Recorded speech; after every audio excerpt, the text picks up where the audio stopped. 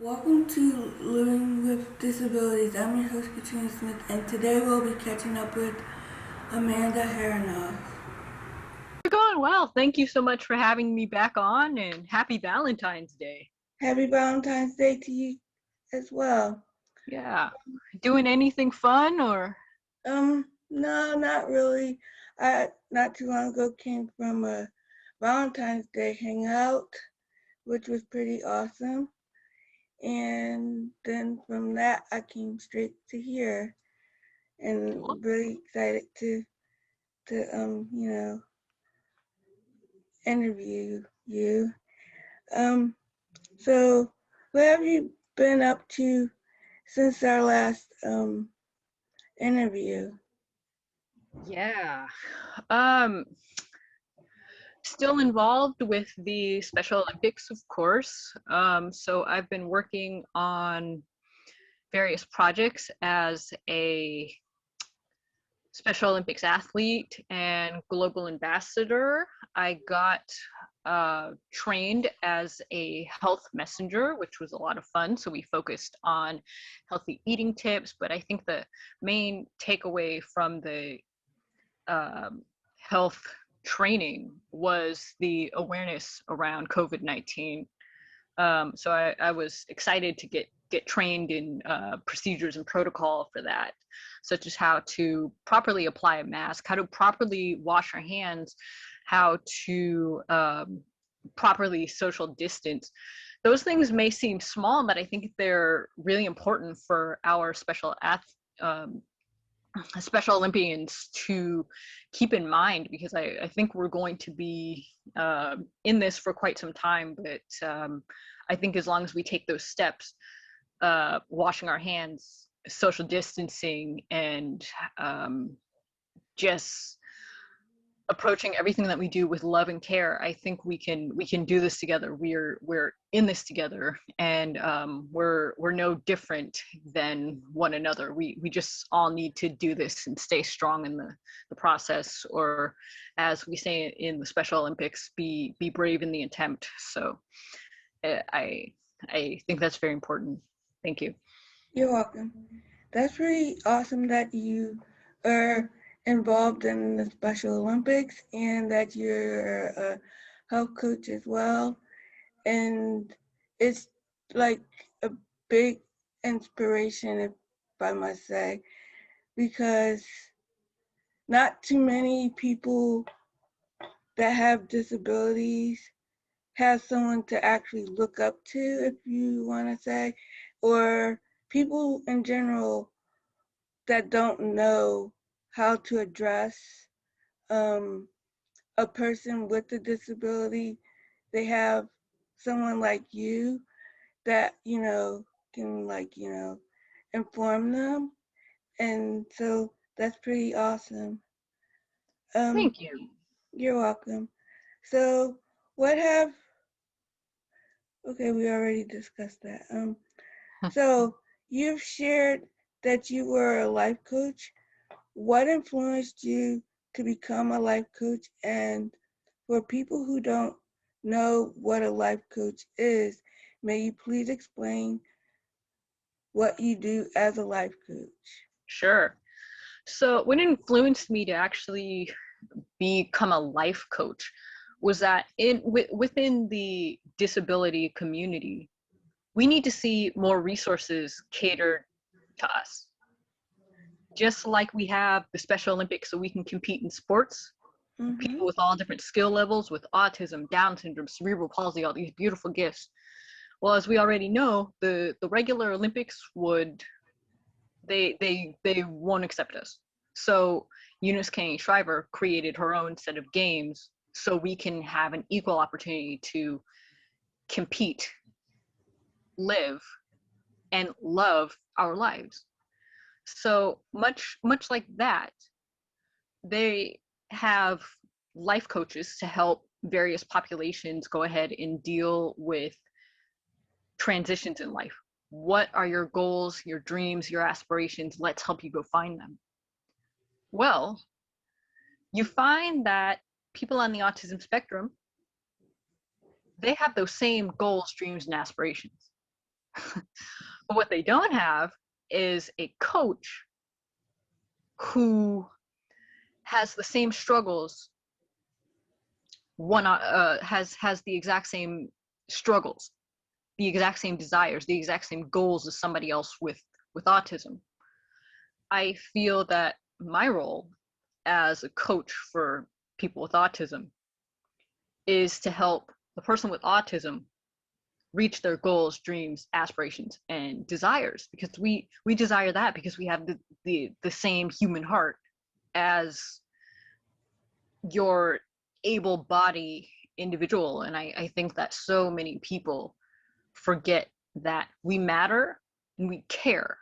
So using the skills I learned in the Special Olympics alongside with my training as a life coach, which was in leadership, combining the two of those and creating this magical place where somebody with autism can come to me and say, you know, Coach Amanda, somebody made fun of me today.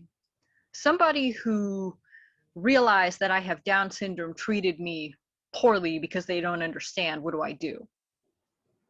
We sit, we talk, we empower, we show that Down syndrome is not a hindrance. It's love, it's joy, it's happiness.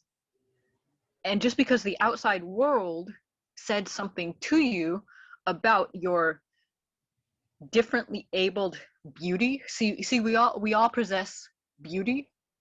I think specifically for the differently abled community, we possess a light and a love and grace that not everybody else has. We already know that we're a vulnerable population. We already know that we're a differently able population. We already know that we have certain gifts to contribute. So we, as a disability society, we as a disability force, because we're we're literally in awakening, we're rising up in this time, in this moment, and this is our time to go ahead and fight back and spread the word that people with differently able ideas aren't going away anytime soon. So That's so true. What advice would you offer to other people who feel inspired to become a life coach? to just do it. Find what your heart's passion is, even if you don't want to necessarily become a life coach. You can become whatever you want. Mm-hmm. And the world is here to support you. I fully believe that all communities should be 100% fully supported, but not everybody feels that way, and I understand that, but that is up to the individual person. Me personally, from having to go through, you know, so many things in my own life challenges. I'm only 31 years old, but I've been hurt quite a bit, and I'm tired. And I wanted to say that persons with disabilities are really the original rebels in real life, because we do so much to rebel against stigma and stereotype, and this doctor told me this, or this teacher told me this. And when we go ahead and achieve something better, and we go ahead and achieve something greater than what they told us we were going to do, that is a complete slap in the face to the person that didn't know you at all and figured that they can judge you based on a difference that you have. We all have differences. It's just that some other differences, such as things as autism or cerebral palsy, fetal alcohol syndrome, they seem to be in the background if it's something good, in the limelight if it's something negative, which to me doesn't make any sense. I'm extremely confused by it. Mm-hmm. I, excuse me. I totally agree with you on that. So, did you face any obstacles when becoming a life coach? And if so, how did you overcome them? Yeah. So I was trained as a coach under a discipline of life and leadership. Within that discipline of life and leadership, we as coaches were trained to think ontologically. Study of being. Simply waking up and saying, who am I willing to be in this moment to make for a better world? And that to me is so beautiful, because this is how I see it. You don't have to choose to be like your neighbors. You don't have to choose to be negative Nancy. You can choose to spread love, joy, and positivity, which is why I love the Special Olympics so much. Because those athletes in particular, there's a rawness and an honesty to them. If we watch enough of these movies and enough of these celebrities on the red carpet, they're fake because they have to make statements for publicity. When you watch particularly somebody with a difference, they come with a rawness and a boldness because they've already been on display at the quote unquote circus for everybody to laugh at and to mock and to make fun of. So they have nothing to hide. So they come 100% willing to go ahead and tell their stories and be honest about it. And that's truly what you get when you go to Special Olympic events. They don't hide who they are. Okay. So, what is your advice to others when it comes to overcoming obstacles? Just do it. Okay. Check this out.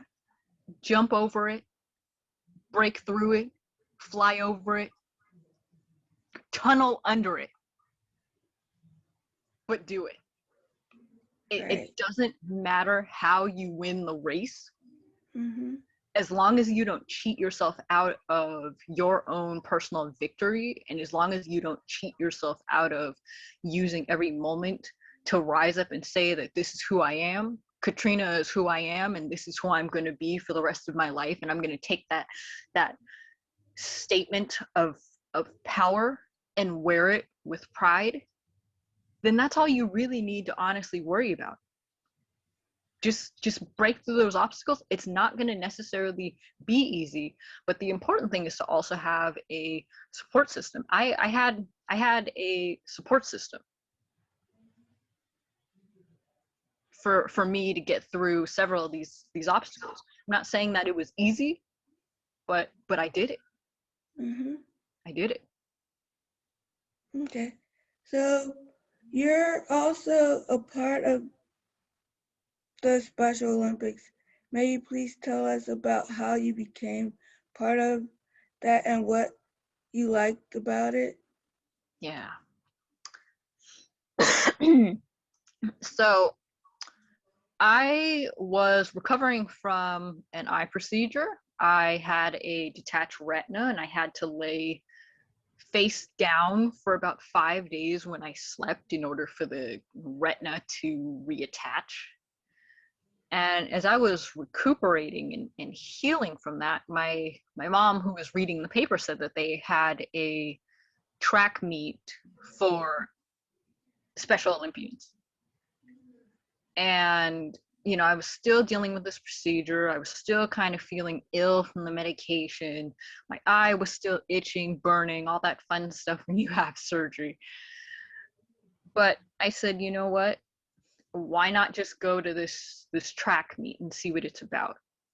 And I think the one thing that really got my blood flowing and the juices flowing and my heart opening was at the beginning of the competition, I heard the Special Olympics oath, the athlete oath, which is let me win. But if I cannot win, let me be brave in the attempt. And after I heard that, I said, this is where I need to be. So I went home, printed out the application, filled it out, sent it in. It took a couple of months to get processed, but I was signed up and ready to go for bowling season. And I just, although I would have, a couple more procedures in between, I was having the best time, Okay. which is most important. It's not, there's not like this added pressure within the Special Olympics to, if you're not your best, well, you're a loser. We don't do that there. We support everybody to be the best that they can and to access who they are fully, not only as athletes but also as human beings. So winning is just part of it, and it does feel good to win, but the heart of Special Olympics is community. Finding something you can do within the Special Olympics. For me, it's being a global ambassador, a health messenger, being able to go ahead and give my speeches. Even this interview that I'm having with you, it counts as training. It counts because I'm able to use the skills that I was taught by being an ambassador, and I'm able to speak to you today. I have an upcoming presentation through the Special Olympics at Stanford University. So those are just some of the opportunities they have for people with intellectual disabilities who choose to be part of this global movement. I say you join a huge family with millions of brothers and sisters and cousins and second parents and several mentors who just want to be your friend and who just want to support you and who just want to watch you flourish and excel and have you move forward in life. Okay. If a person wanted to be a part of the Special Olympics, how would they go about joining? Yeah, it's super easy. You just type in Special Olympics. It should be able to do a search depending on the area that you live in. And there's going to be a form that says become an athlete. You're going to fill that out. If it's your first time as an athlete, you're going to fill out the paperwork. There should be a section for medical professionals to fill in for you. And then once that is done, you're literally just going to go ahead and send it in. Depending on the area that you live in, you're going to go ahead and send it in, and you should be getting a call once it is approved saying, welcome to the Special Olympics. We're glad to have you. I remember when I got my acceptance email, I was excited. I was outside shredding pounds and pounds and pounds of stuff for my papers and stuff for my sister. But I took a break to check my phone, and it said, congratulations, Amanda, your application has been accepted to the Special Olympics. I was excited. I was excited to try something new. Awesome. Okay. You were also a poet. May you please share about your journey as a poet and what inspired you? Yeah, absolutely. In 2016, I was diagnosed with autism spectrum disorder. I didn't know how I was feeling. I couldn't pinpoint one emotion. So I remember one day I was getting ready for work and I began to cry. And the reason I began to cry is because my heart was opening up to something new having this new experience of what it is to go ahead and write, and what it is to go ahead and access several parts of you as a poet. And the one thing that I say is it is really, really difficult to lie in poetry. And I say that because you access every part of yourself. Your heart opens and your heart speaks nothing but truth. So my process of becoming a poet, it's been about 5 years, and I've grown just so much from dealing with an autism diagnosis, dealing with nightmares of officially realizing what my IQ was, which at that time to me was I felt like a failure. But people with autism, they have a brilliance to them, which is not necessarily portrayed in media. That's why I love shows so much like The Good Doctor, starring Freddie Highmore, who is this brilliant surgeon who's on the autism spectrum and also has savant syndrome. So he's literally a genius, but he still possesses a lot of the behaviors of someone with autism. So it's been quite an adventure. It's been something that I have enjoyed exploring, and I think it really led me to the path that I'm on now. I haven't stopped writing since that day in June that I picked up a pen, or picked up a cell phone to just go ahead and record my thoughts, which turned into poetry. A couple weeks ago, when I was doing some cleaning, I found my first manuscript to my book, Legally Blind: Letters from Amanda. And that brought joy, fear, anxiety, and passion for the art. Okay. So what kind of poetry do you write? So what a lot of people may not know is I've never been classically trained in poetry. I didn't study your poets, Shakespeare, Emily Dickinson, people of that nature, Walt Whitman. I didn't study those guys. I literally just woke up, got out of the shower, wrapped myself in a towel as I was drying myself off, started to cry, and that was the beginning of my journey. Okay. Is there a place where our audience can view your poetry?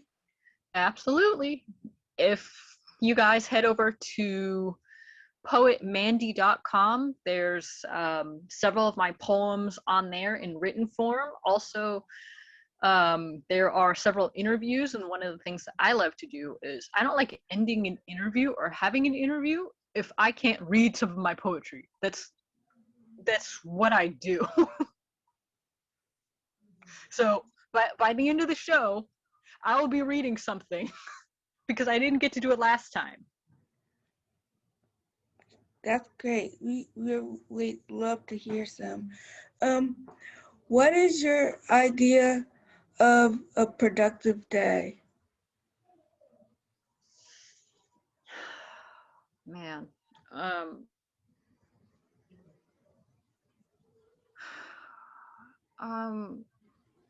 a productive day for me is probably just waking up,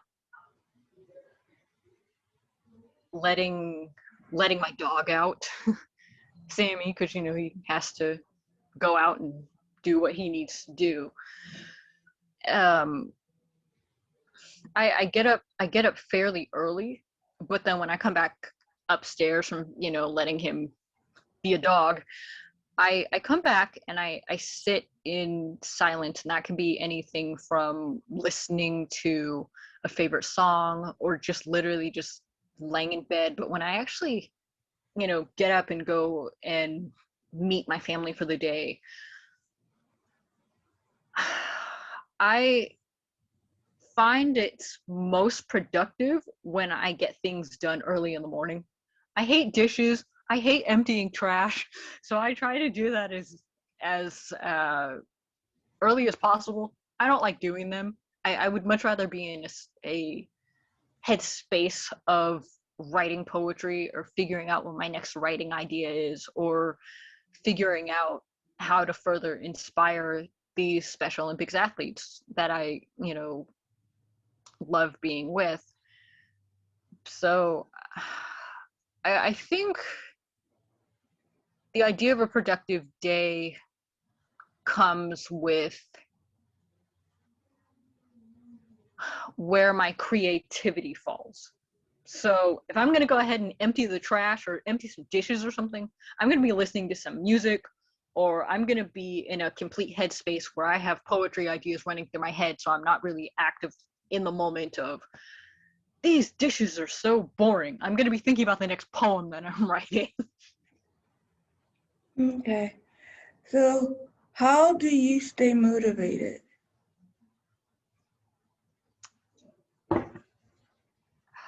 I have a heart that wants to change the world. And world change doesn't take a vacation. It never does.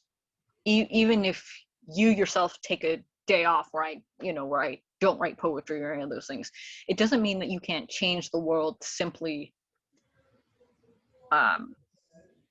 in small steps. How I get motivated is looking at the grander picture. Well, if I'm not motivated to inspire these athletes, if I'm not motivated to write this poem, if I'm not motivated to tell somebody something positive, then I'm not doing my job. I stay motivated simply because I know that I'm one of millions of athletes within the Special Olympics who has, an intellectual disability, who's going to do something great. So already knowing that I'm going to do something great keeps me motivated. When I'm not motivated, I call a friend and we cry it out, and she tells me I'm wrong, and she tells me to shut up, all in good fun, and then she starts rattling down a list of the things that I've already done. So it keeps me motivated to hear back reflectively from people who know me best. Okay. So do you have any advice for people who may feel like they're not able to achieve their dreams because they might have a disability or feel like it's impossible? Everyone is capable of achieving their dream. As it said, we all define success differently. Success doesn't necessarily have to be defined in having a million college degrees or having scads of money or the most fancy car. There is a such thing as your own personal success and your own personal goals. Even in this meeting of just talking to you, I feel successful because you called me back for a second interview. So I feel that success because to me it means that I said something that motivated you to say that let's have her back on and let's pick her brain about more things. I want to learn more about what she said. So I just I'm grateful when I get interviews, when people ask me, what do you think about this and what do you think about that? So I'm just extending that grace and that love to you, actually, Katrina, because you didn't have to call me back. You're welcome. What are your plans for the future? Yeah. I think it's in God's timing to tell what his plans are for me. I stay very open to the will of God. I stay very present to the sound of his voice because he's given all of us certain gifts, and it's our choice and opportunity to decide whether or not we're going to go ahead and use those things to better the world.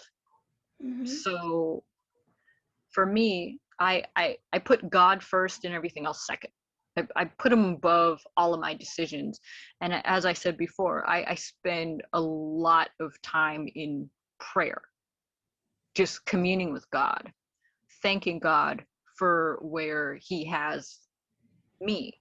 I got the opportunity a couple of days ago to lobby, and it was, we're lobbying on behalf of the Special Olympics. You have some of my fellow athletes who got to actually lobby in front of Congress. I don't believe I got to actually lobby in front of senators. I believe that it was more their legislative aides and, assistants and things like that. But what was so powerful, knowing that God heard this, was I was still open to the idea of, oh, legislative aides. Well, I'm going to go ahead and, of course, I'm not going to get a chance to meet Nancy Pelosi this time around, but, I'm going to go ahead and treat her staffers with respect. They're just as brilliant as she is. And as we're in this meeting, I hear a very familiar voice, and I'm thinking, you're not in Congress, you're not a senator, and it's the voice of Special Olympics International CEO Tim Shriver, who has been on my bucket list to meet since I was since I joined the Special Olympics. And I said, this is a little bit better than meeting Congress and meeting with the Senate, because Tim Shriver's, the driving force behind the Special Olympics. So even getting to spend those 2 days with him, and the fact that he got to hear my poetry and referred to one of my poems as astonishing, it literally gave me chills, because it was something that I had been chasing for about 3 years. So, and I attribute that to God. I got off the phone and I just started praising God. He came through for me. He delivered me. I was nervous, but you couldn't tell. But God hears prayers. And as long as you continue to be humble and brave in the attempt, like we say in the Special Olympics, some pretty cool things will come out of that state of being. Because I've heard certain people who just want to, the only reason I write is because I want to be rich, and the reason I want to be rich is so I can buy many things. That's not the point. You're giving a bad example. So if you don't put God first, then greed is likely to get in the way. And when greed is in the way, it distorts the calling that he has for you. Okay. That's just my 2 cents. Mm-hmm. If someone in our audience is interested in your life coaching service, how may they reach you? Absolutely. That same website, poetmandy.com. Send an email. There's ways to reach out. Phone number. Give me a call. I put those 2 things together because I coach through my poetry. That makes sense. Mm-hmm. So that's the reason why poetmandy.com has information there, as well as me being a life coach, and I customize coaching plans to be tailored to each client. I don't just I don't have like a generic plan, like everything is customized and we want to be able to, or I want to be able to go ahead and help you in the best way to make sure that you are the best version of you. You don't have to be the best version of this person over here. You're gonna be the best Katrina. I'm gonna be the best Amanda. And that's really all you can ask, which is, you know, similar to the same thing that we are taught in the Special Olympics. Be the best you. How do you define winning? Mm-hmm. Same thing that I ask. It all depends on how you define success. In some cases, I've had to shift the focus and the mindset of certain parents who say that I want my child to be like this, I want my child to be like that. And I've had to go ahead and redirect them and say, you know what? You want your child to be the best version of themselves. Because that's when light and grace and wonder and amazement comes. Okay. So you're involved in many things. You also have a podcast and you're a global ambassador for the Special Olympics. How do you stay organized and focused? Yeah, so I'm actually going to be working on the podcast actually with another fellow global ambassador who's wonderful and awesome. She's also on the autism spectrum, so we're actually going to be partnering and working on that together. But in the meantime, I have a wonderful whiteboard in my room that I write down everything that goes on in my life. It helps me stay organized. It helps me stay focused, because I figured, again, I want to be the best version of Amanda. Okay. And the first part of that is showing up. You have to be willing to show up. So I wake up every day willing to show up. Okay. So what is your podcast about and where can we check it out? Yeah, so we are still working on details. As I said, my co-host Kim was also involved in lobby day, so we were just getting through with all of that. But I will definitely keep you guys updated when we get something going and we get something rolling, and perhaps maybe one day we can have you on as a guest. You never know. Awesome. Yeah. Okay. Is there anything else you would like to share with our audience? I think it's important to be strong in this time. It's important to foster resilience.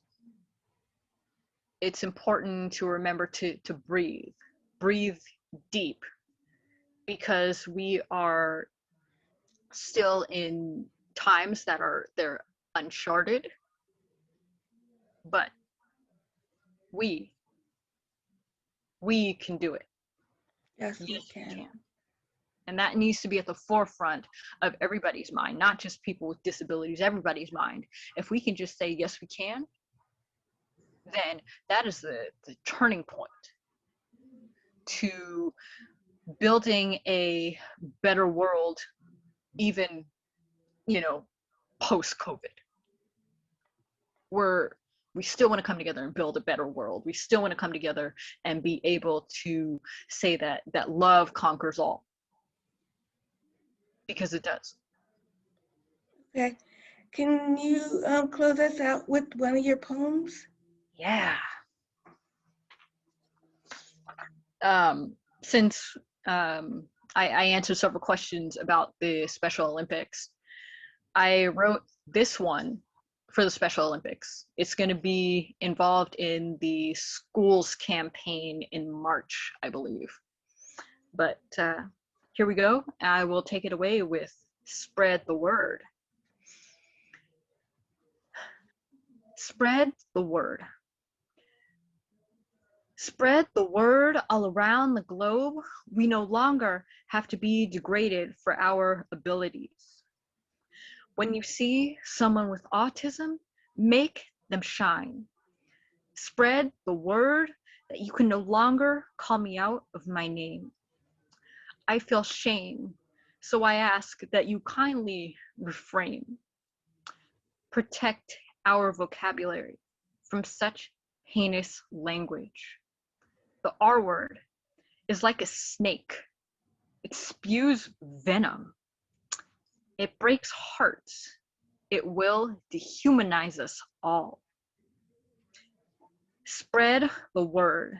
It's like poison to our souls. We need to stop. We're better than this. Spread the word. The word retarded has no place among us. Thank you. You're welcome. And thank you for coming for a second interview. Absolutely. Enjoyed talking with you, and you basically have inspired me in many ways, and I want to thank you for that. I appreciate you, Katrina, and I look forward to seeing you join Special Olympics Sacramento. And Yes. definitely when I get the poetry night back up and running, and we're going to be working on that pretty soon. So I would love to see you at poetry night and love to hear your beautiful words of wisdom for poetry night. So this isn't goodbye. This is I'll see you soon. Okay. See you soon as well. All right. If you or someone you know would like to spread awareness about your disabilities, please let us know down in the link down below. We would love to hear your story.